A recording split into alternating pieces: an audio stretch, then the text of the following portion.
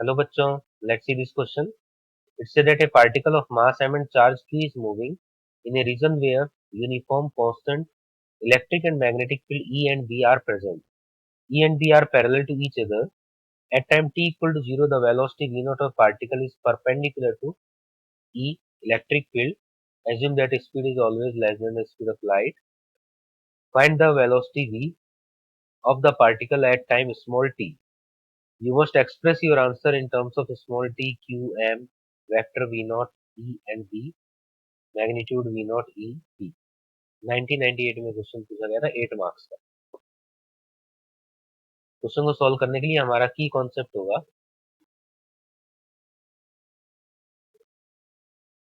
यहाँ पर पार्टिकल पे दो फोर्स लगेंगे, एक इलेक्ट्रिक फोर्स और एक मैग्नेटिक फोर्स। तो हम यहाँ पर एक्सेस एज्यूम कर लेते हैं, एक्स एक्सिस हो गया, वाई एक्सिस हो गया, जेड एक्सिस हो गया। तो सपोज इलेक्ट्रिक फील्ड और मैग्नेटिक फील्ड हम ले लेते हैं अलोंग वाई एक्सिस। तो इलेक्ट्रिक फील्ड को हम लिख सकते हैं E vector will be equal to E into I cap. Similarly B vector will be equal to B into I cap. यहाँ पर चार्ज पार्टिकल क्वेश्चन में बोला गया है कि हमें perpendicular to electric field move करना है, तो उसको हम मूव करते हैं एक्स एक्सिस के अलोंग। तो चार्ज पार्टिकल का जो वेलोसिटी है उसका सिंबल हम वी नॉट ले लेते हैं। तो वेलोसिटी वेक्टर लिखेंगे V vector equal to V naught into I cap. तो आई कैप जब रिक्वायरमेंट होगा ये पुट कर देंगे हम, और यहाँ पर जे कैप का जब भी रिक्वायरमेंट होगा तो हम इलेक्ट्रिक और मैग्नेटिक फील्ड को पुट कर, क्योंकि क्वेश्चन में जो हमें नोटेशन देना है वो गिवन इन्फॉर्मेशन के अकॉर्डिंग पुट करना है वैल्यूज को। अब बच गया यहाँ पर के कैप। तो अगर मैग्नेटिक फोर्स का बात करें तो मैग्नेटिक फोर्स लगेगा Q into V cross B. Velocity इधर है और मैग्नेटिक फील्ड अपवर्ड है, तो वी क्रॉस बी करेंगे तो डायरेक्शन आ जाएगा जेड एक्सिस के अलोंग। तो मैग्नेटिक फोर्स जो होगा कैपिटल है क्यू वी बी, जब करेंगे तो इसका डायरेक्शन आ जाएगा के कैप। तो ये सब यहाँ पर हम लिख सकते हैं वैल्यूज। इलेक्ट्रिक फोर्स अब देखेंगे अगर हम, तो इलेक्ट्रिक फोर्स होगा F equal to Q E, और डायरेक्शन होता है इस फोर्स का अलग इलेक्ट्रिक फील्ड, तो डायरेक्शन लगेगा जे कैप डायरेक्शन में। ये इलेक्ट्रिक फील्ड यहाँ पर एक्सेलरेशन प्रोवाइड करेगा, तो एक्सेलरेशन इन वाई डायरेक्शन या z cap direction will be q E by m. Electric field E लेना है हमें, क्यू ई बाय एम। तो इससे वेलोसिटी जो होगा वाई डायरेक्शन में वो हम निकाल सकते हैं, v equal to U U Y तो इनिशियल में तो जीरो था, ओनली एक्स डायरेक्शन में मोशन था, तो V Y equal to U Y plus A Y T. ये हो गया वाई डायरेक्शन में वेलोसिटी। तो एक तो ये पार्ट हमारे लिए हो गया है वाई वेलोसिटी। नेक्स्ट हमें निकालना है x velocity and Z velocity. तो उसके लिए यहाँ पर क्योंकि फोर्स यहाँ पर जेड एक्सिस के अलग लग रहा है के कैप डायरेक्शन में, तो इसका मतलब चार्ज पार्टिकल कुछ इस टाइप से टर्न करेगा। जब इस टाइप से चार्ज पार्टिकल टर्न करेगा तो हम एक्स एक्सिस से लेते हैं कि इसका एंगल बन रहा है इस समय थीटा। और क्योंकि मैग्नेटिक फोर्स स्पीड को चेंज तो करता नहीं है, तो इधर स्पीड वी नॉट है तो इधर भी वी नॉट ही रहेगा। तो यहाँ पर हम दो कंपोनेंट ले सकते हैं, एक हम ले सकते हैं इधर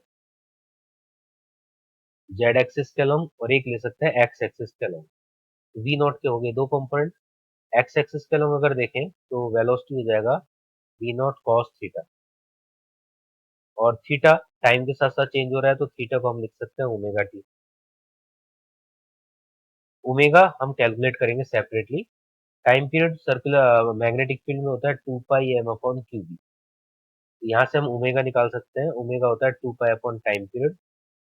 तो वैल्यू यहाँ पर पुट कर देंगे, 2 पाई कैंसिल आउट हो जाएगा, तो क्यू बी बाई एम ये हो जाएगा ओमेगा। तो after putting the value V naught cos Q B upon M,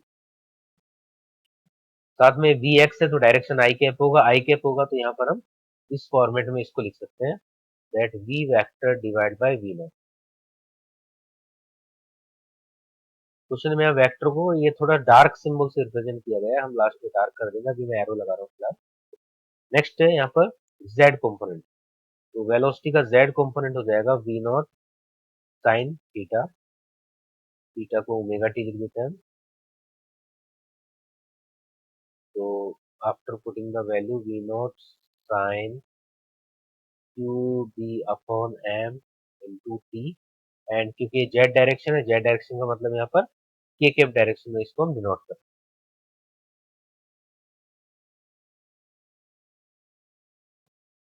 we X V Y V Z पता लग गया है, तो नेट वेलोसिटी वेक्टर लिख देंगे हम V X I cap plus V Y J cap plus V Z K cap. तो V X का वैल्यू तो था V naught cos Q B upon M into V vector upon V naught, ये हमने इस फॉर्मेट में लिख दिया इसको। नेक्स्ट है वाई वेलोसिटी है क्यू ई बाई एम,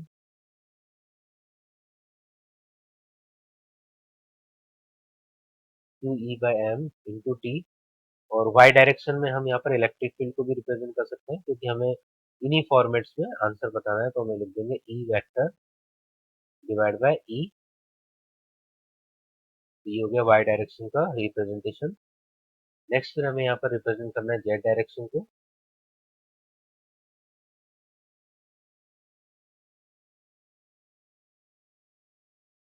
तो जेड डायरेक्शन को रिप्रेजेंट करने के लिए हम यहाँ पर फोर्स वी क्रॉस बी लगा सकते हैं। तो फोर्स होता है V cross B divide by magnitude of V cross B.